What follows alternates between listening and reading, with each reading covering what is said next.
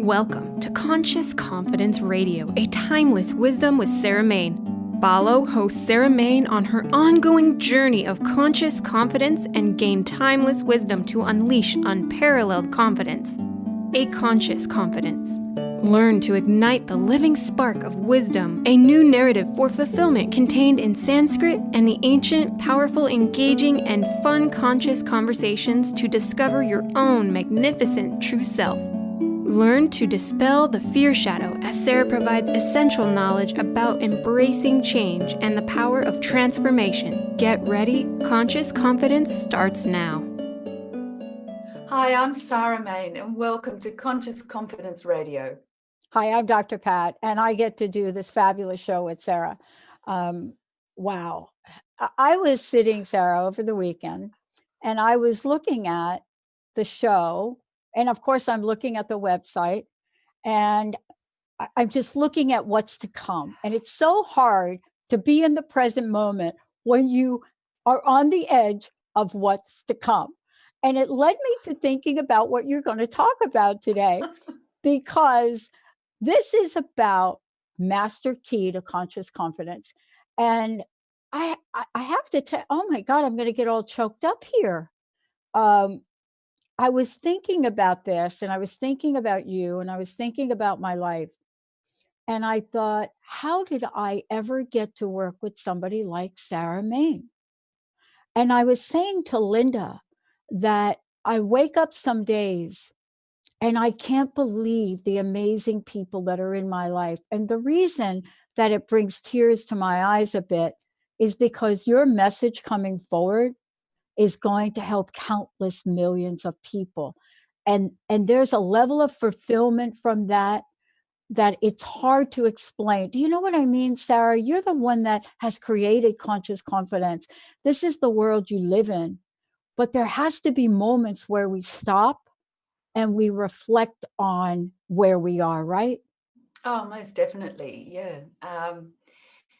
It is incredible. And I feel, yes, okay, I can be called the creator of conscious confidence, but really what I'm doing is bringing forth timeless wisdom. It's a thread of consciousness that's been here for all time, designed to keep humanity connected with themselves. And this is just an expression of that timeless wisdom. It's the wisdom I was taught, and it's just an expression that's come forward now. So the intention is that it's relevant for everyone now. Mm-hmm.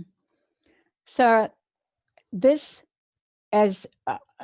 show, many other shows we've done and many that we will do, open up a door, an invitation. So I want to start out with this, because we are talking today about the master key to conscious confidence. Let's start with what that is. You know, where do we begin with this? And again, I'm reflected by this moment of stillness that I had in sort of reflecting on a number of things this weekend. Let's talk about where does this begin? Well, the master key for conscious confidence is very simple. It's stillness and it's attention.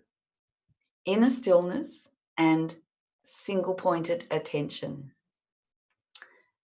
How that's relevant to conscious confidence and what it is and all of that sort of thing, that's what we're going to talk about. But let's just be simple and let's be clear. The master key really to life, but the master key to conscious confidence is stillness and attention. If you can master being still and giving your attention, then that's all you need. Everything else comes from that. Because the power of stillness is that it's a connection to yourself. Think of a tree, conscious confidence being a big tree with deep roots that hold it and keep it strong and steady in the face of storms and whatever the environment and the environment and weather throws at it. It can stand tall and strong, withstand all those challenges, and yet provide food and shelter for everyone. It stands tall and proud. And the roots of that tree, in order to stand tall and proud in the sort of challenging conditions that it may face, the roots are deep into the soil, deep into the ground. And in ourselves, think of the tree, we need our roots deep into ourselves. And that means deep into inner stillness, into deep stillness. And then people may say, well, fine, then what do? I've still got to live my life. I've got to go shopping. I've got to take the children to school. I've got to clean. I've got to cook. I've got to do this. I've got to do that. Fine. That's where the attention comes in, because it's deep stillness within ourselves. And then when we move into action, we give our full attention. And attention is like stillness in action. Mm. So it's the expression of the stillness in action is through our attention. So you need to understand both. Yeah, and I want to talk about this because there are so many stories that you bring forth and examples of this that are so relevant and important. And I think I've shared this with you through the eyes of a 10-year-old. I have a 10-year-old. I'm Auntie Patty. There you go. And I have been enlightened by this 10-year-old. One of the bits of enlightenment has to do with the tree. So they're trees. We have trees. I don't think you can see them today in the yard, but they have giant roots. And one day I'm watering the tree, but I'm watering the tree close to the what do they call it? The trunk. Yes. And the little 10-year-old says to me, Auntie Patty, she was 7, I think, you're watering where there aren't any roots. Why aren't you watering where the roots are? And she pointed out how vast that root system was. See, we don't see how vast our root system is, do we? But No. Conscious Confidence helps us with that. That's right. Because the deep stillness, think about an archer with a bow and arrow. When the archer puts the, I don't have the terminology for archery, but puts the arrow on the string and then pulls the string of the bow back further and further and further, that's going into deep stillness. It's pulling the arrow, the bow, the string of the bow back further and further and further. And the further back the archer can pull the string of the bow, then when it comes time to releasing the arrow has such power and travels and flies directly in a straight direction to exactly where it's intended to go. It's got more power, it flies far faster and with much less effort. And all of that is because of being drawn back further and further. So in terms of deep stillness, falling deeply still, becoming still, and then giving our full attention is like the arrow being released. And our full attention from deep stillness, what we do is far more efficient. It's easier. If we have challenges or problems to solve, the solution's evident, and what we need comes to hand. And that is a natural way of living. It is a natural way of operating. Oh, I couldn't believe that you used this particular story. My brother-in-law was what do they call him? He was a master archer. That's it. Archer. Master archer. Right. And I had the experience of going out with him once. And that expression that you just shared, that and what you're about to share, was unlike anything I'd ever experienced, because I got to pull that bow back farther than I thought I could ever pull it back. And he said to me, it's not far enough back. Yeah. You can pull it further back. Yeah. And my mind kept saying, I can't pull it further back. And I know we're going to talk about this today. I know we're going to talk about this today. And he said, you can. You can. Absolutely. It's not in the monumental moves you make, he said. But then he said, now don't move, be still. Yeah. I think you're kind of saying almost the same thing, aren't you? Same thing. Yep, same thing. There's a traditional story. It's about the arrow maker. I think you call them a fletcher. But there's this traditional story in the wisdom traditions of this arrow maker, and he's in his workshop and he's sharpening the tips of the arrows. And outside in the street, a wedding procession goes by, and this is a big wedding procession. So you may have elephants and animals and people, and there's singing and dancing and instruments and cymbals being crashed together and drums and lots of celebrations. So you can imagine, really big hullabaloo passing along.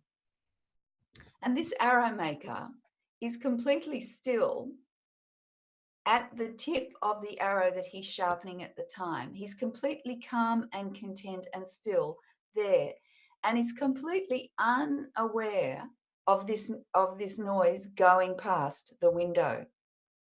There's no need for him to be aware of it, because at that point when he's sharpening the tips of the arrow, which is the crucial point of the arrow, his attention is right there with what he's doing.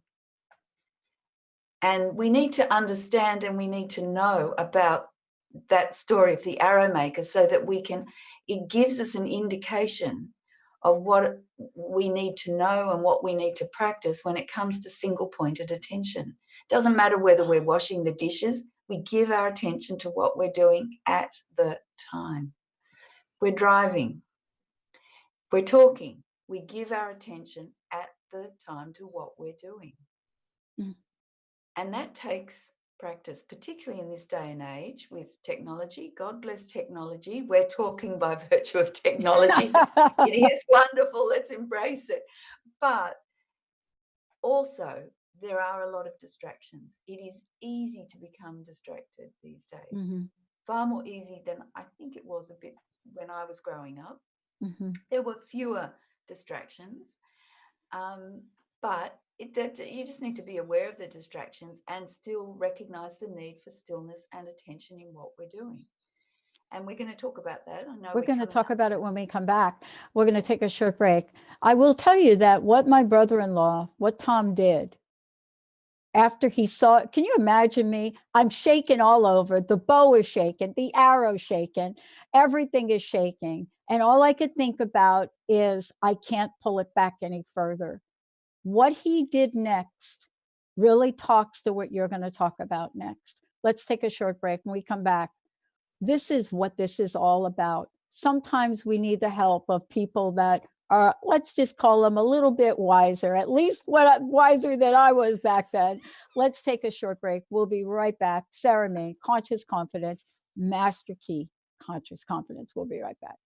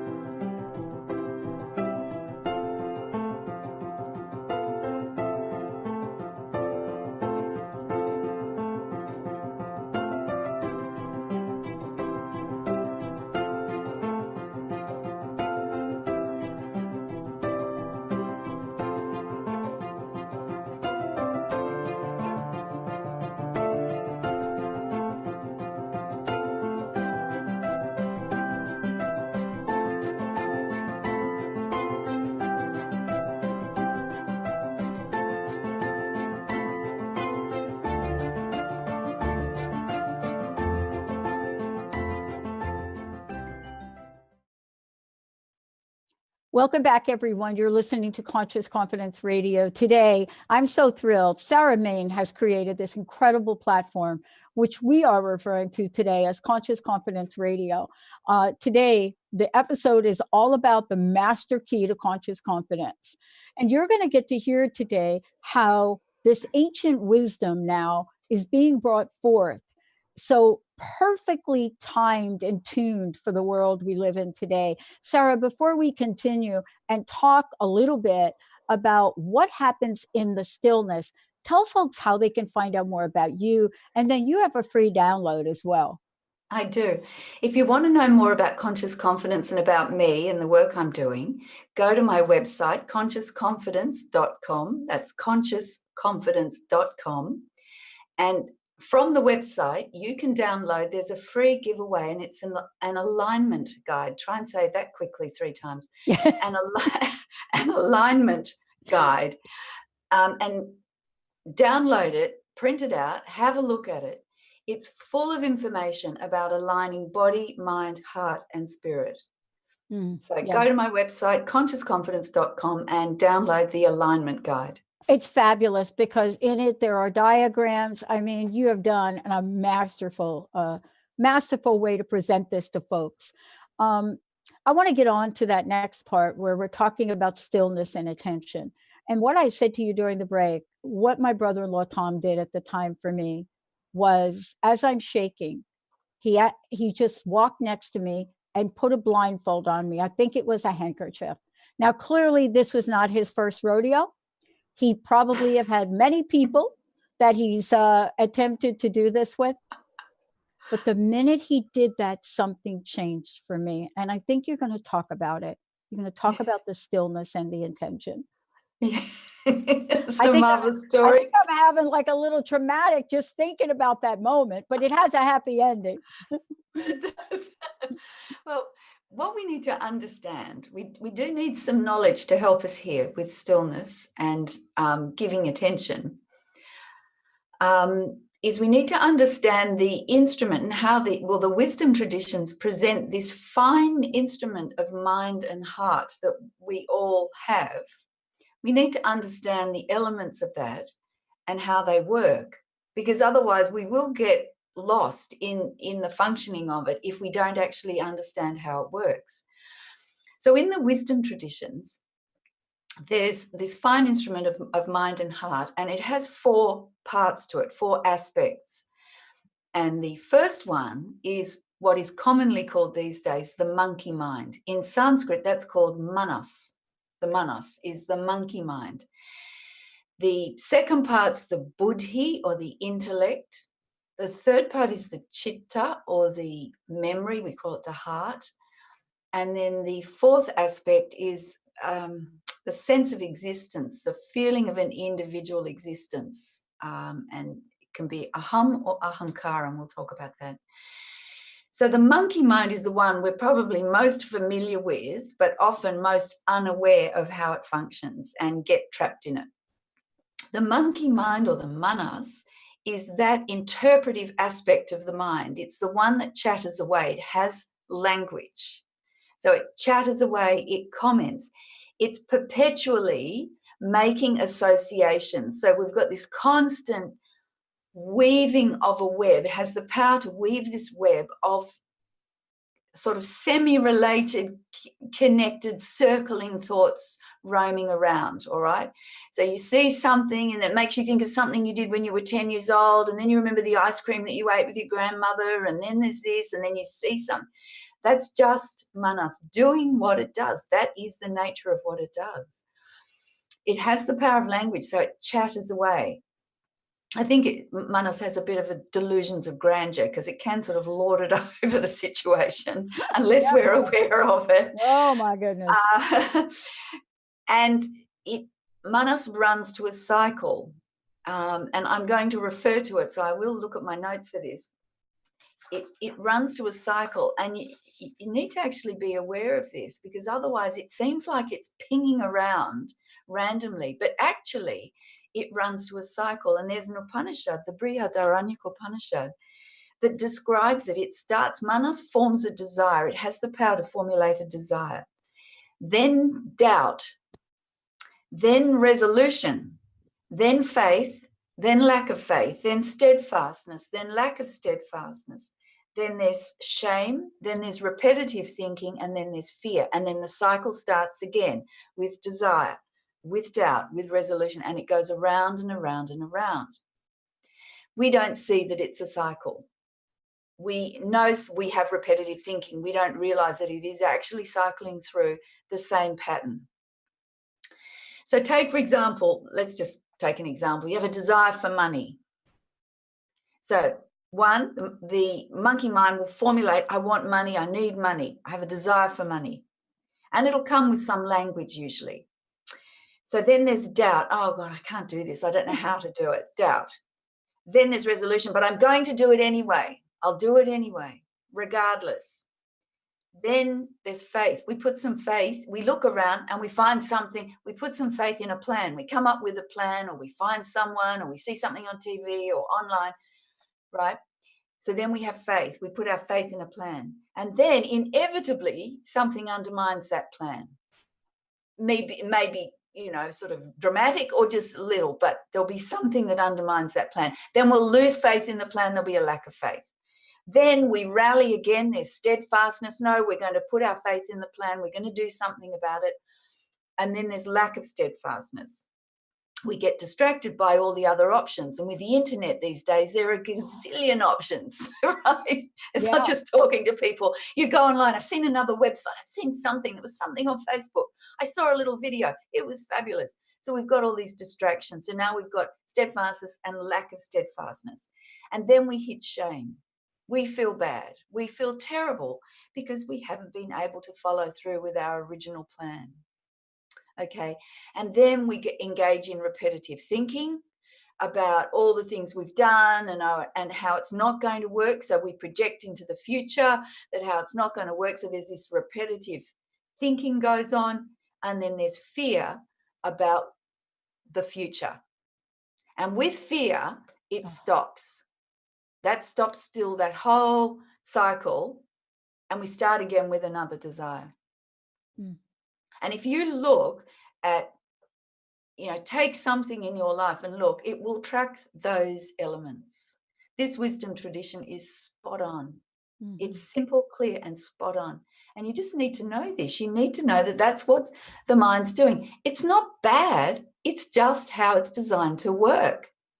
And if we think that's the only function within ourselves, then we're just trapped in this basically sort of like a front-loading washing machine going around and around and around.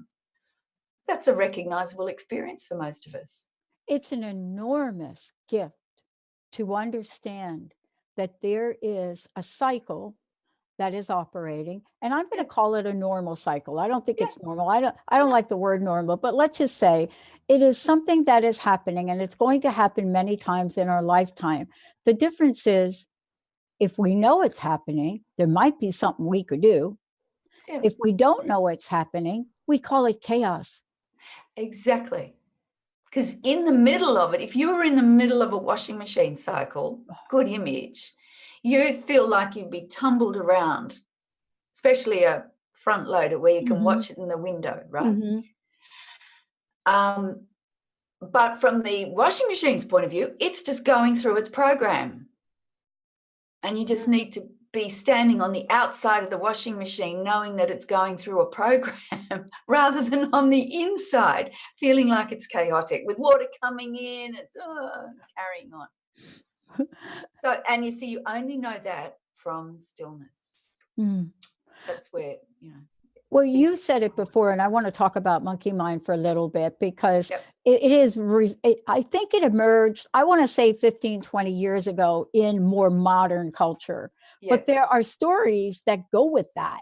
It's not like somebody just wrote a book and there it was, but I think that's way it happened. But it so beautifully addresses what's going on inside of us, not as this is who you are. This is just something that's going on. It's just the mechanical makes it, I don't know, it dehumanizes it, but it is automatic, it is mechanical in the sense that this is just how it functions. We are not that. stillness makes that plain. We connect with who we really are through the stillness. That's why it's the master key.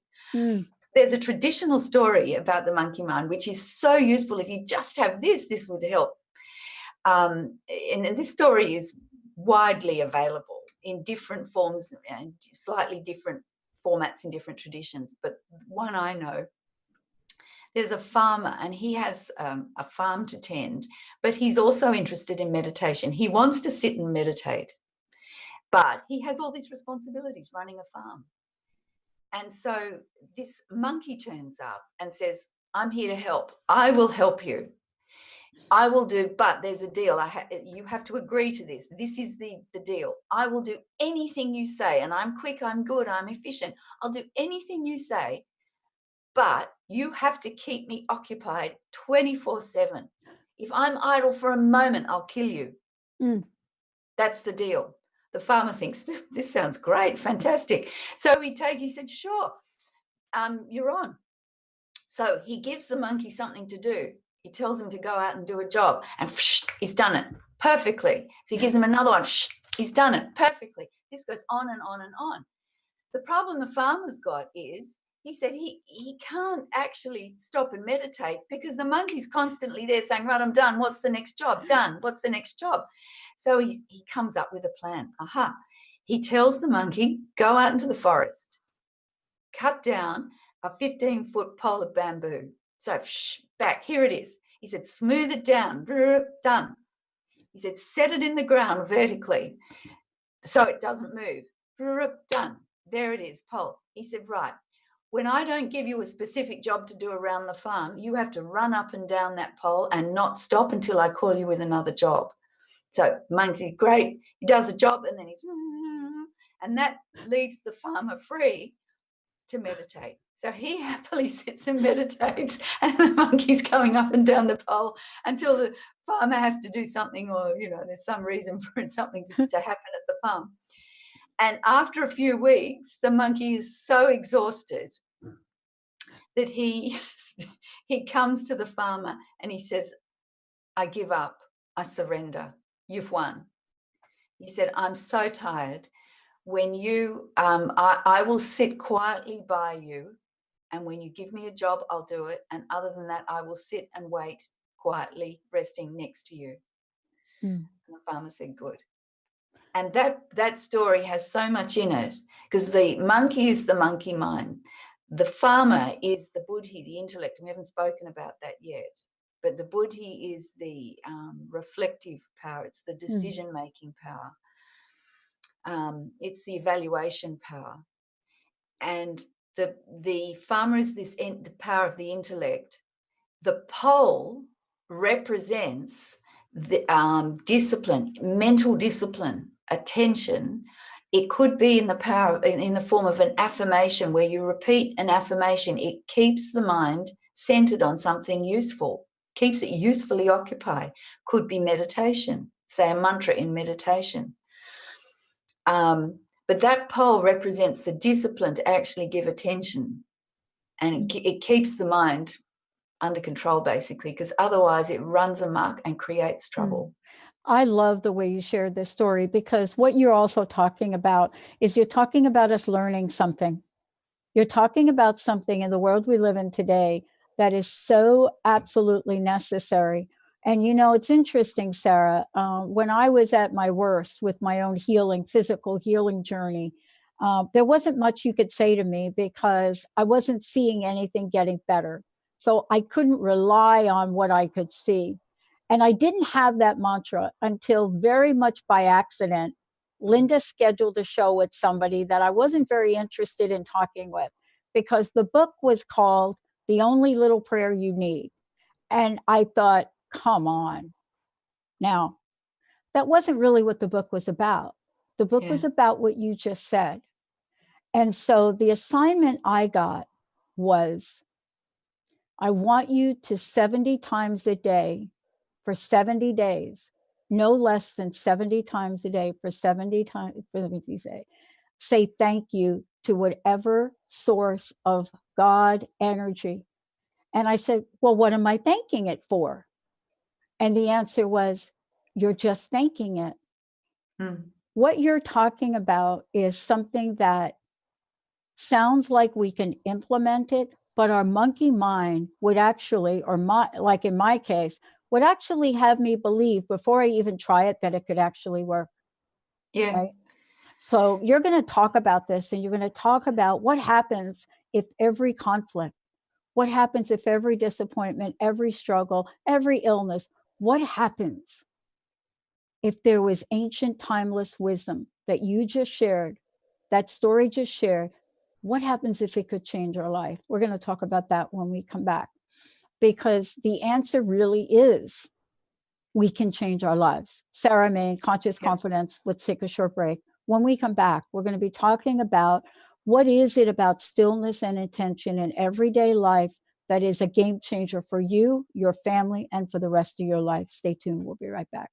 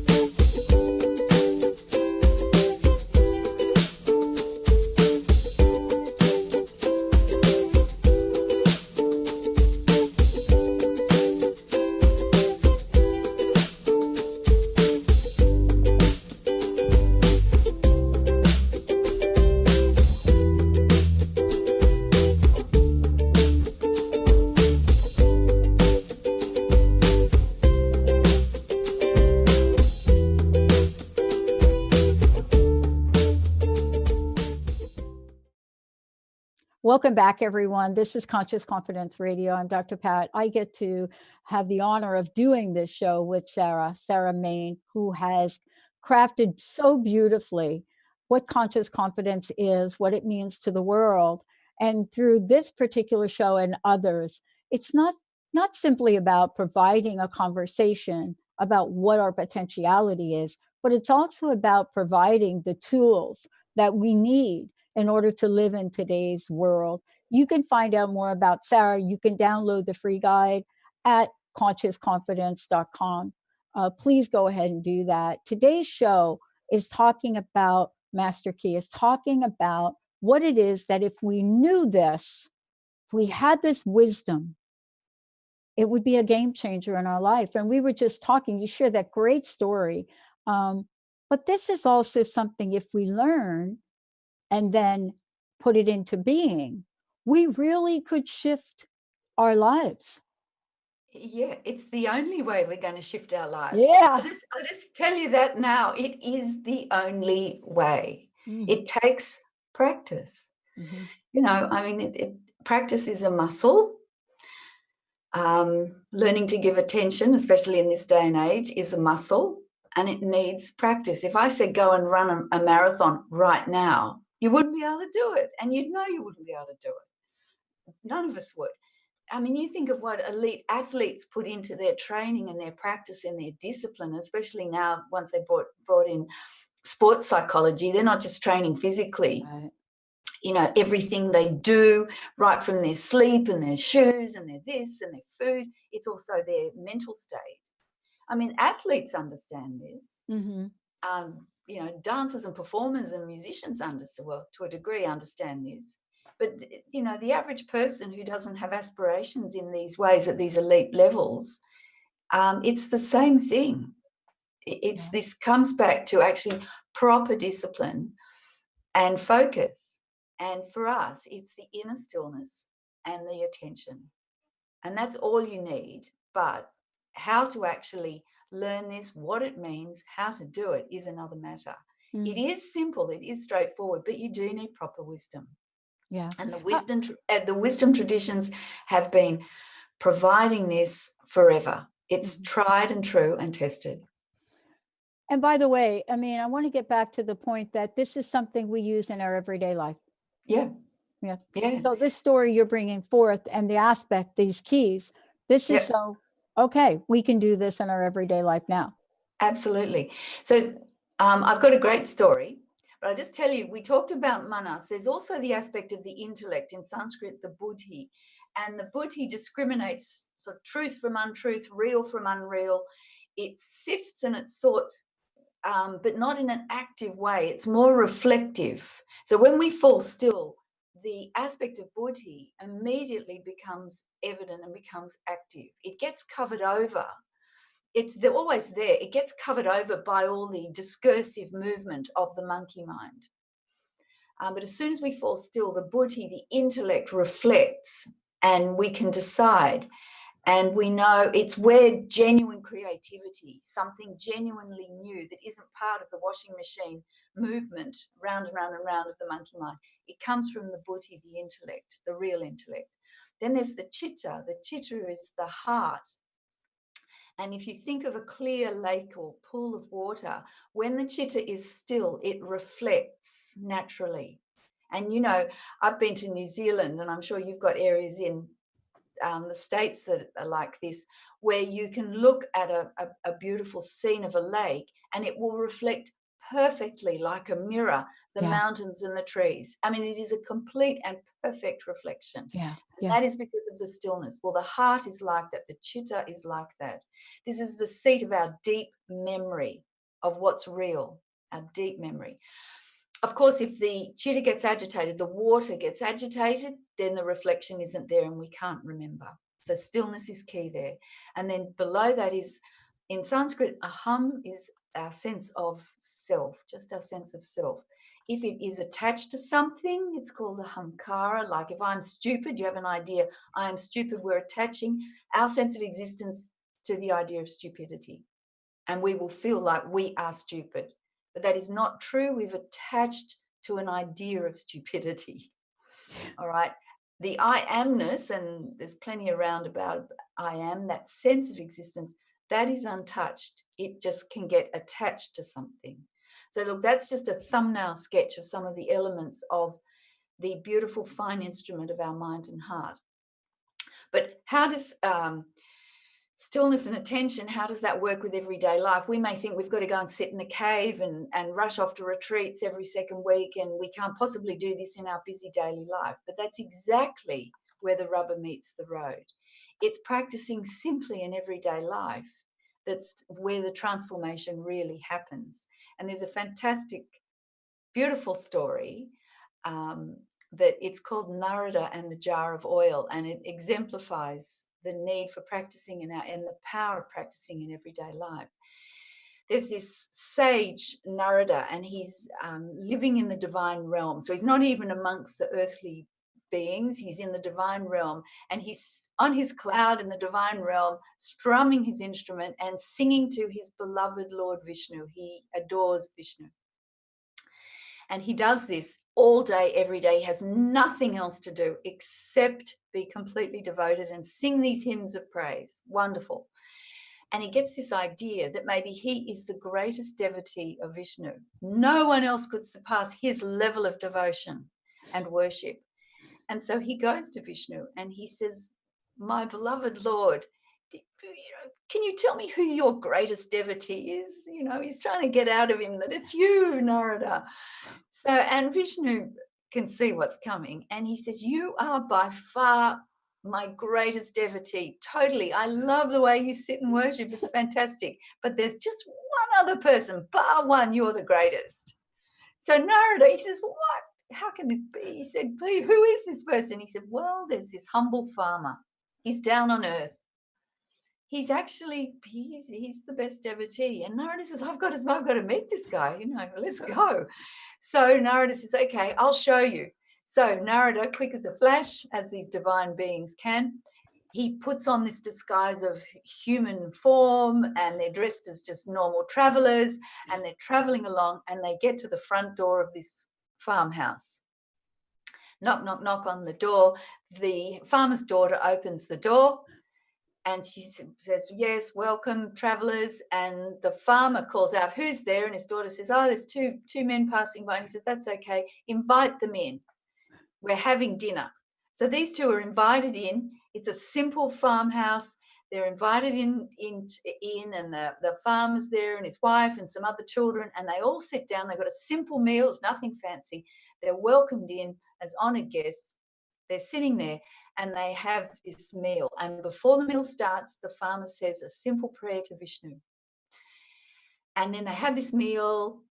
And occasionally the farmer will hum a little tune of a lovely devotional song to Vishnu. And this goes on, and they clean up the meal, and it's lovely. The next day, the farmer says, well, come and they stay overnight. Come and work around the farm with me. Do you want to see what I do? And they say, yeah, we'd love to. So they follow him around. And all throughout the day, whenever the farmer goes to do something, milk the cows, do something with the animals, the crops, I don't know what, he's humming songs of praise to Vishnu. He's, when he goes to start something, he stops for a moment, falls still, says a little prayer of offering to Vishnu, and he carries on, right? And he's busy all day. Then at night, dinner, and so on and so forth. So this is great. They hang around there for a while, and they see this, and then Vishnu and Narada start having a chat off to the side. And Narada says, look, I can see he's a devoted man and all this, but look, he's a farmer. He's got all these jobs to do. How can I actually sit there the whole day? I don't do anything except praise you. How does this work? And Narada says, look, here, being benevolent, God. But Narada gives him a jar of oil filled to the brim, totally up to the top. He said, see this jar of oil? I'm giving it to you. Put this jar on your head and walk around this small hill without spilling one drop. So Narada heads off. He puts it on the top of his head, and he walks so carefully around, step by step by step, doesn't spill a drop, because that's what he's been told to do. He gets back, puts the jar down. He said, see, there you go. I've done exactly what you told me. And Vishnu says, fantastic. He said, how many times did you think of me whilst you were carrying that jar of oil? And Narada says, I didn't think of you once. I was so busy thinking about that jar of oil. And Vishnu says, you see? He said, you were just carrying one jar of oil around a small hill. He said, that man has a farm to deal with, look after, crops, a family, a wife. He's got a full range of responsibilities in his life. He meets his responsibilities fully, and he has time to remember me. He said, you only had a jar and you forgot me. And that just tells us that the real power is whenever we remember, as often as we remember, as we go about our daily work, to remember to fall still, take a moment and breathe and relax, and then give our full attention simply to what we're doing at the time. That is so much more powerful than thinking that we've got to go and sit in retreats, or I'm not panning retreats, but it's the work we do and the practice we do in daily life is where the transformation really, really, really happens. I love that you shared that story, because there are two things that come to mind about it. One is we are living in a world where pretty much everyone we know is multitasking, even the farmers of our day. are really doing more than farming today. And yet at the same time, without the wisdom and the knowledge to know that we have to be more than what we do. We have to be more than our to-do list and our checklist, and not kind of like as a sidebar, remember to be still, but almost the opposite. Exactly. Right. It is exactly that. To start, we've got tasks every day, but before you start the task, just to stop for a moment and actually come into the present moment and be still, fall still, and the monkey mind will settle. And if we have a mantra or some prayer that we remember or some affirmation that we're practicing, just to come back and connect with that. Remember, that's the pole that keeps the monkey mind disciplined. Mm-hmm.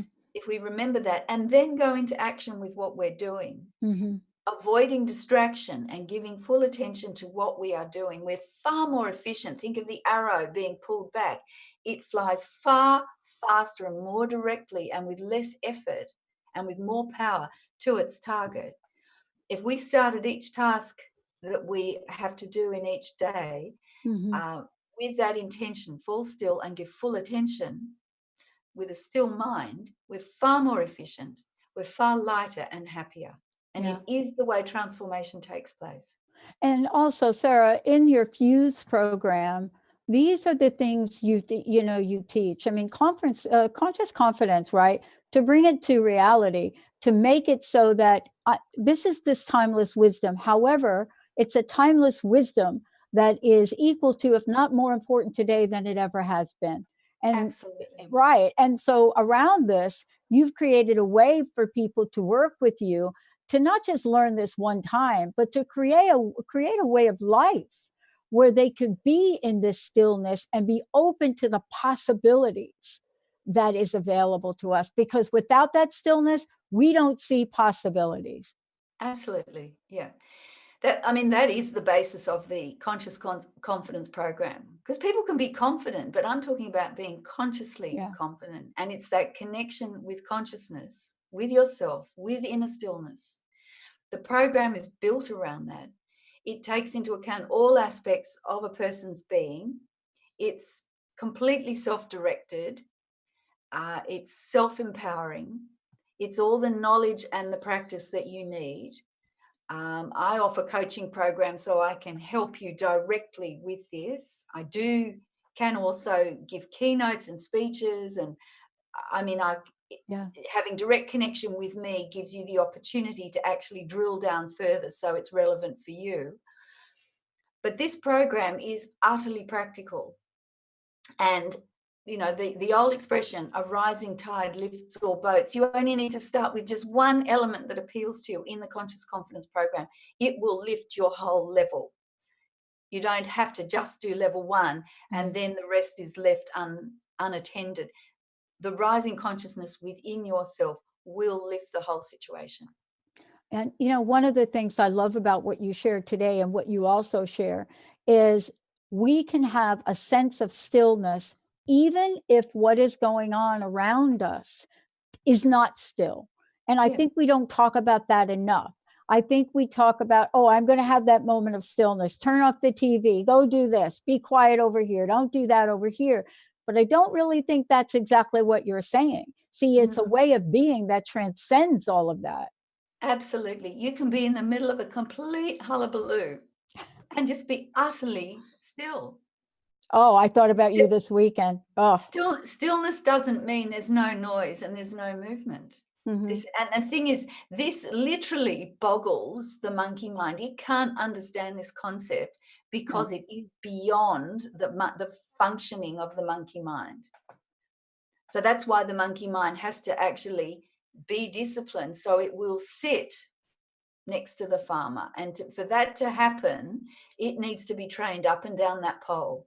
So you need those affirmations, you need the discipline, you need the practice, bringing the mind back again and again. Don't beat yourself up if the mind moves. God, that's the nature of it. And you need to train it. You need to actually, look, I get distracted like anyone else, but because of the training and the practice and the experience and the knowledge I have, if I need to give my attention to something, I know I can.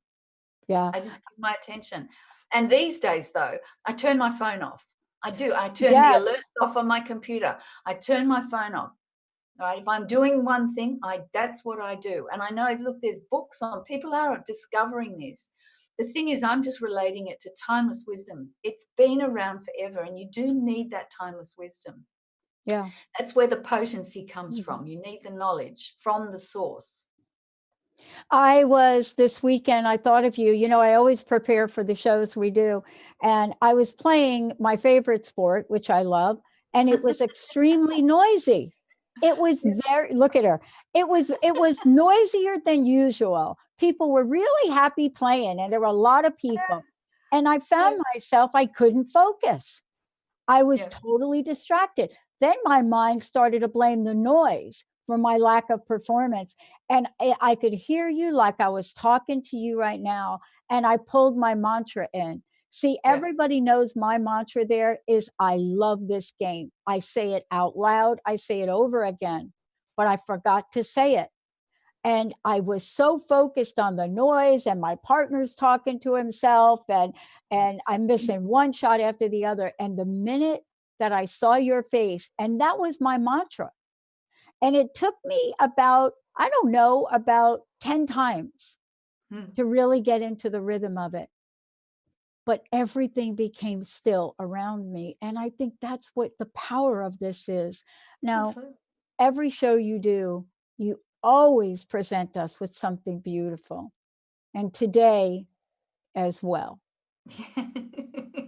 Yes, this is the Gayatri mantra. I'm just going to get my notes so I have it in front of me. This is the Gayatri mantra. This is timeless, ancient, I don't know what to say. It is one of the most sacred mantras in Sanskrit. It's very difficult to translate. There are so many because it's so beautiful.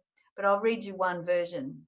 It says, body of all, mind of all, spirit of all, may we meditate on the radiance of the inner light. May that self illuminate our thoughts.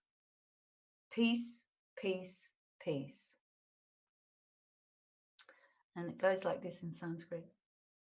Om Bhur Suvaha Tat Savitur Varenyam Bhargo Devasya Dhimahi Dhyo Yo Nah Prachodayat.